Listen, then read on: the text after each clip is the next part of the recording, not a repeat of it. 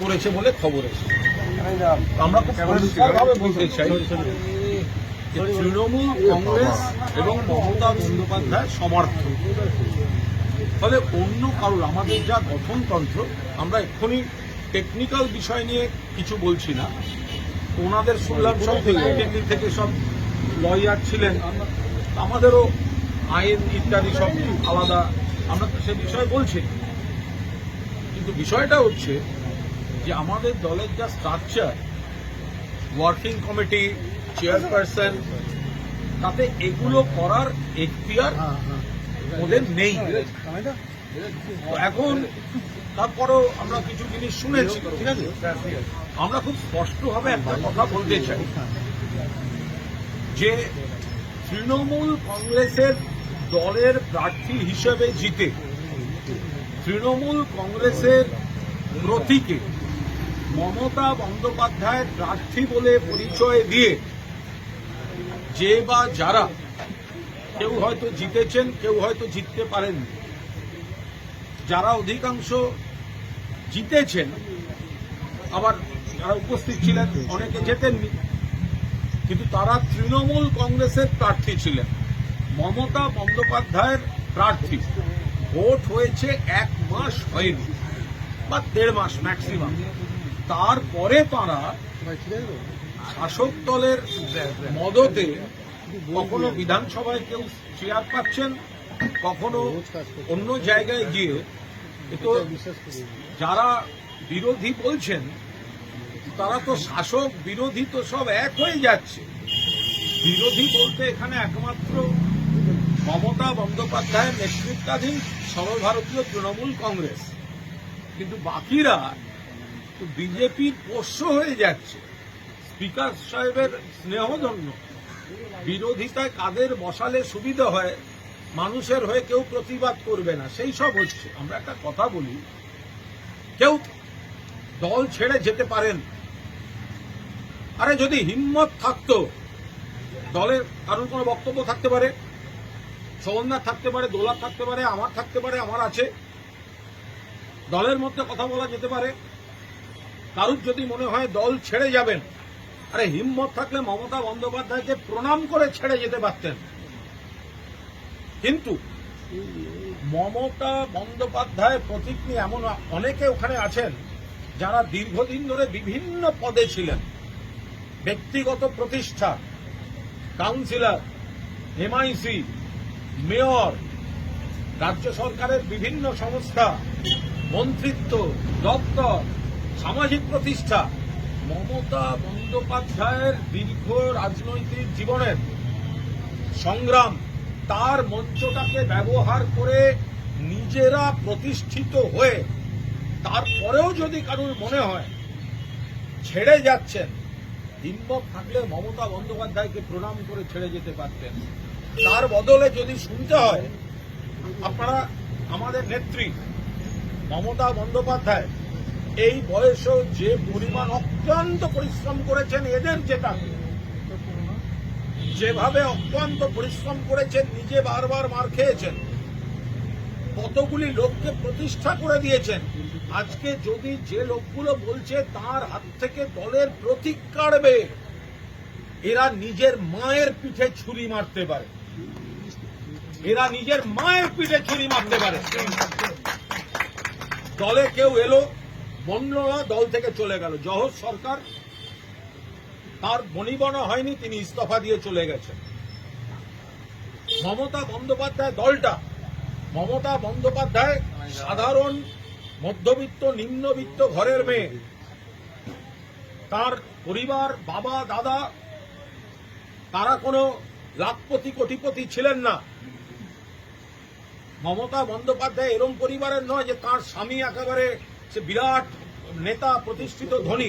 একা মহিলা, গরিব ঘর থেকে এসে, টালির ঘর থেকে নিজের রক্ত জল দিয়ে একটা দল তৈরি করেছেন। তার উপর দাঁড়িয়ে কেউ আমরা পুরসভায়, কেউ বিধানসভায়, কেউ লোকসভায় গেছে, তারা বলবে মমতা বন্দ্যোপাধ্যায়ের হাত থেকে প্রতীক কেড়ে নেওয়া। আইনের লড়াই পরে হবে, আগে ভগবানের দরবারে লড়াই হবে। এরা এর মায়ের পিঠে ছুরি মারতে পারে, এদের যা মানসিকতা। আমরা লজ্জিত যে আমরা এরকম কয়েকজনের সঙ্গে ছিলাম। আমরা এখনো বিশ্বাস করি ওদের সঙ্গে এমন অনেকে ছিলেন যারা দুপুর বিকেল অবধি আমাদের সঙ্গে কথা বলে গেছেন। তারা এই ভয়ঙ্কর নোংরামির সঙ্গে নিজেদের মেলাতে চান না। বিভিন্ন ধরনের ভয়, প্রেসার, রাষ্ট্রশক্তির প্রয়োগ এই করে তাদের দমন পীড়নের উপর দাঁড়িয়ে সঙ্গে রাখা হচ্ছে। যারা এত কিছু মমতা বন্দ্যোপাধ্যায়ের লড়াইকে নিংড়ে নিয়ে 1.5 মাস আগে আপনারা বলুন এদের বডি ল্যাঙ্গুয়েজ কি ছিল? দিদি দিদি দিদি দিদি দিদি দিদি দিদি। সেই জায়গায় দাঁড়িয়ে কখনো তারা মমতাদির সঙ্গে থাকতে ব্যস্ত, কখনো অভিষেককে যুবরাজ। আজকে তারা বলছেন তৃণমূলের খারাপ, তারা বলছেন অমুক জায়গায় নতুন কমিটি, এইসব গল্প শুনতে পাচ্ছি। আমরা পরিষ্কার বলছি এই চাটন ঋতু একটা সিপিএম থেকে লাথি খাওয়া মাল, তাকে অভিষেক ব্যানার্জি দয়া করে পায়ের কাছে আশ্রয় দিয়েছিল, পায়ের কাছে আশ্রয় দিয়েছিল। তাকে কখনো পাঠানো হয়েছে, কখনো মমতাজি কমিটিতে রেখে তাকে একটা পুনর্বাসন দিয়েছেন, কখনো তাকে দেয়া হয়েছে, কখনো দেয়া হয়েছে রাজ্যসভা, কখনো বিধানসভা। কত বড় গদ্দার বেঈমান হলে পার্টির অ্যাকাউন্ট নিয়ে চিঠি দিয়েছে, সেই অ্যাকাউন্টের টাকায় নিজেরা নির্বাচন করেছে। পার্টির যে অ্যাকাউন্ট ফ্রিজ করার জন্য পুলিশকে চিঠি দিয়েছে, যে অ্যাকাউন্টে নাকি খারাপ টাকা আছে আমরা জানি না, আমরা এইটুকু জানি এতদিনের দল, মানুষের রক্ত জল করা কর্মীদের সঞ্চয় এত এমএলএ এমপি কাউন্সিলর পার্টি তহবিল থাকতে পারে। কিন্তু আপনি চিঠি দিচ্ছেন, তুমি চিঠি দিচ্ছ, তুই চিঠি দিচ্ছিস, আর তুই নিজে 1 মাস আগে সেই টাকা 25 লাখ নিয়ে তুই নির্বাচন করছিস। তারা সাধু সাজছে, তারা সাধু সাজছে।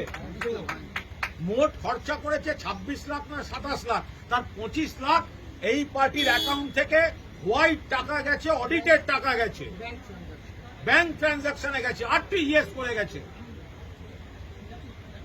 যে নিজেই পার্টির পর পার্টি থেকে বহিষ্কৃত,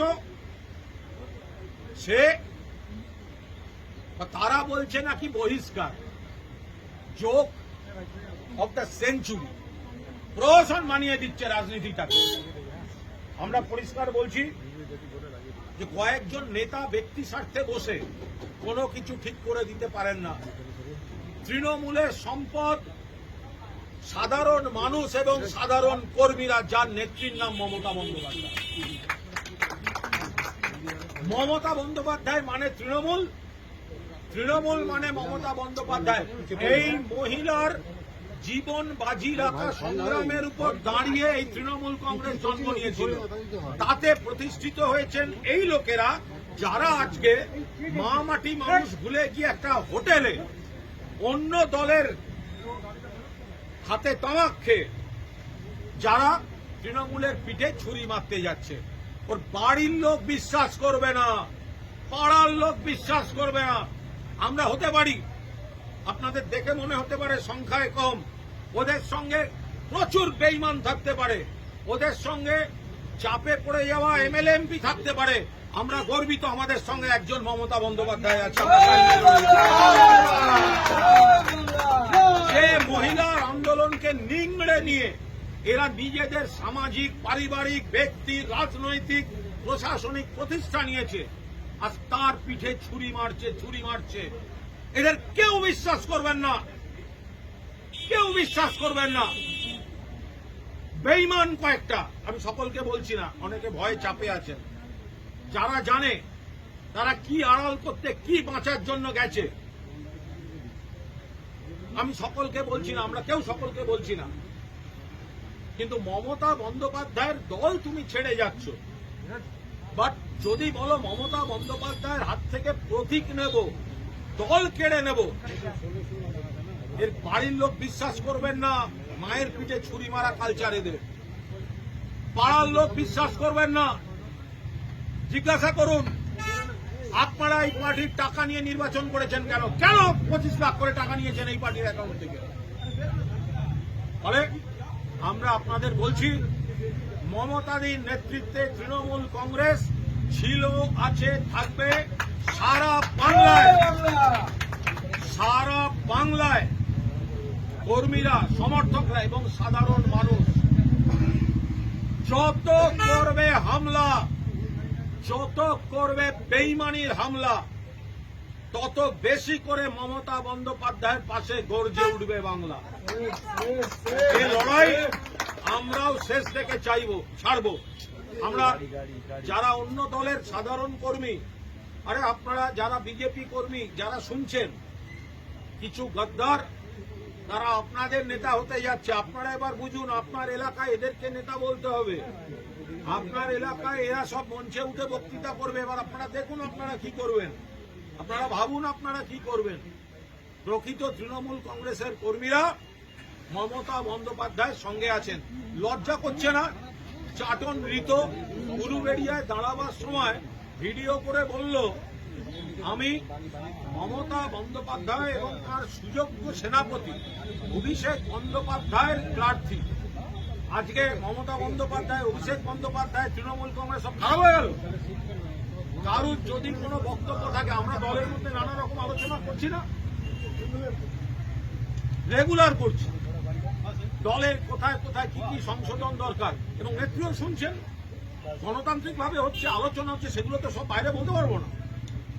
কিন্তু তোমরা এত যদি বাপের বেটা হও, তাহলে অন্যের হাতে তামাক খেয়ে গিয়ে হোটেলে বসছো কেন?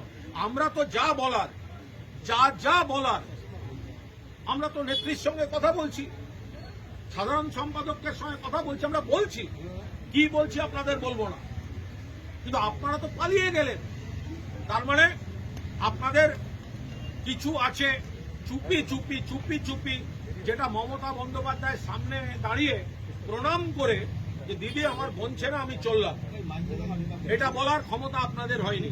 আপনারা অন্য যারা মমতা বন্দ্যোপাধ্যায়ের বৃহত্তর শত্রু, তাদের বি টিম, তাদের এজেন্ট, তাদের দালাল হয়ে এদের মধ্যে 7-8টা খেলছে, আর তারা বাকিদের ভয় দেখাচ্ছে, এই ধরনের কাজ করছে। আমরা বিজেপির দিল্লি থেকে কন্ট্রোল করছে, কিন্তু বিজেপিকে কি দোষ দেবো? এখানে এই গদ্দারগুলোকে পেয়েছে তাই করছে। বিজেপির তো আমরা নিশ্চয়ই সমালোচনা করছি, দিল্লি থেকে অপারেট হচ্ছে, কিন্তু এই গদ্দারগুলোর জন্য তো আরো বেশি হচ্ছে, কুনকি হাতির মতো আচরণ করছে। আমরা এইটুকু বলতে পারি, আমরা কিন্তু আপনাদের সংখ্যাতত্ত্ব যাই বলুন, আমরা বিচলিত নই। আমরা জানি মানুষের দরবারে আপনাদের কেরিয়ার শেষ, গদ্দারদের কেরিয়ার শেষ। আর একবার মানুষের দরবারে গেলে এদেরকে কিন্তু মানুষ ভোট দেবে না। মমতা বন্দ্যোপাধ্যায়কে সঙ্গে নিয়ে, মমতা বন্দ্যোপাধ্যায়কে মাথার উপর রেখে সর্বভারতীয় তৃণমূল কংগ্রেস আর একটা কাজ করে দিলেন আপনারা, আর একটা কাজ গদ্দাররা করে দিয়ে গেলেন। তৃণমূল কংগ্রেসটাকে কিন্তু এক কাটটা করে দিলেন আরো বেশি করে। 5টা আঙুল 5টা সাইজের হতে পারে, কিন্তু মুঠি বানিয়ে ছেড়ে দিলেন আপনারা এই গদ্দারি করে। আপনাদের দেওয়া চ্যালেঞ্জ আমরা অ্যাকসেপ্ট করলাম, কারণ আমাদের নেত্রীর নাম Mamata Bandyopadhyay.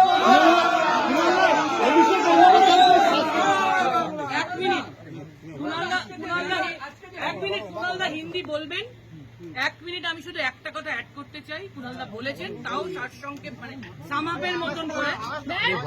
With you respect, আমাদের এই একটাই কথা, তৃণমূল কংগ্রেসের কর্মীদের ঘাম রক্তের বিনিময়ে তৃণমূল কংগ্রেসের এবং মানুষের নেত্রী, আমাদের নেত্রী মমতা বন্দ্যোপাধ্যায়কে নিংড়ে নিয়ে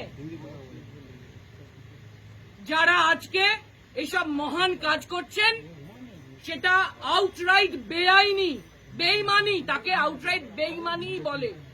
সেটা কোনো মর্যাদার কাজ নয়, সেটা বেইমানি। সেটা কুণালদা যথার্থই বলেছেন। আমরা মনে করছি সেটা আমাদের মায়ের পিঠে ছুরি মারাই। মাকে এইভাবে অসম্মান করার অধিকার তাদের নেই। তারা যেটা করেছেন, তারা যা করে চলেছেন, আরো যা করতে চলেছেন, তার কোনোটাই মানব ধর্ম নয়, মনুষ্যত্ব নয়। আমরা তাই ধিক্কার জানাই। যে সময়টা কর্মীরা আক্রান্ত, সারা বাংলায় বহু কর্মী ঘর ছাড়া, সেখানে তাদের উচিত ছিল, আমরা কি করছি, থানায় থানায় ঘুরছি, পুলিশের কাছে যাচ্ছি, সারাদিন তো এই চলছে, কেউ কোর্টে লড়তে যাচ্ছে, কেউ আমরা ঘটনাস্থলে যাচ্ছি। এরা কর্মীদের পাশে না থেকে অন্য দলের হাতে তামাক খেয়ে হোটেলের ঘরে বসে তৃণমূল কংগ্রেসের পিঠে ছুরি মারার রাজনীতি করতে যাচ্ছে। এদের কড়ায় গন্ডায় জবাব দেওয়া হবে। মানে যেভাবে আজকে মমতা বন্দ্যোপাধ্যায় চেয়ারপারসনের পদ থেকে সরিয়ে দিয়ে অরূপ রায়কে করা হলো এবং মমতা বন্দ্যোপাধ্যায় আস্থাভাজন ববি হাকিম, অরূপ বিশ্বাস তাদেরকে ভাইস চেয়ারম্যান করা, কি আজকে বলবেন? সেরা কৌতুক, এটা আজকে সেরা কৌতুক, সেরা কৌতুক। শতাব্দীর সেরা কৌতুক। এবং বলেছেন তো, joke of the কেন? century, joke of the day।